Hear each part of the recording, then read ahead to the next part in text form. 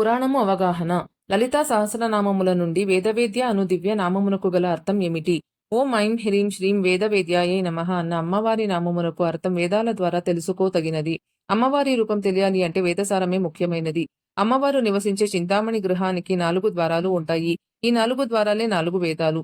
ఆ ద్వారాల నుండి మాత్రమే అమ్మ దగ్గరకు వెళ్లి అమ్మను చూడగలము. 4 వేదాలను తన 4 ద్వారాలుగా చేసుకుని నివసిస్తున్న వేదాంత స్వరూపిణి అయిన అమ్మను వేదవేద్యాయే నమః అని కొలుస్తున్నాము. తంతోపనిషదం పురుషం పృచ్ఛమి అని వేదం చెబుతున్నది. ఉపనిషత్ పురుషుడు అనగా సదాశివుడు. సదాశివుని ద్వారా అమ్మను గురించి తెలుసుకోవాలి అని కూడా ఈ మంత్రార్థం. పురాణం అవగాహన. భాద్రపద మాసంలో పౌర్ణమి నాడు బంగారు సింహాసనంపై భాగవతాన్ని ఉంచి ఊరేగించి దానం చేయడం వల్ల కలిగే అద్భుత ఫలితం ఏమిటి? భాద్రపద మాసంలో పౌర్ణమి నాడు బంగారు సింహాసనంపై భాగవతాన్ని ఊరేగించి దానం చేసిన వారు పరమ పదవిని పొందుతారు. ఈ పనిని చేయలేని వారు భాగవతాన్ని శిరస్సుపై పెట్టుకుని తమ శిరస్సుని సువర్ణ సింహాసనంగా భావించి నారాయణ స్మరణ చేసిన శుభ ఫలితాలను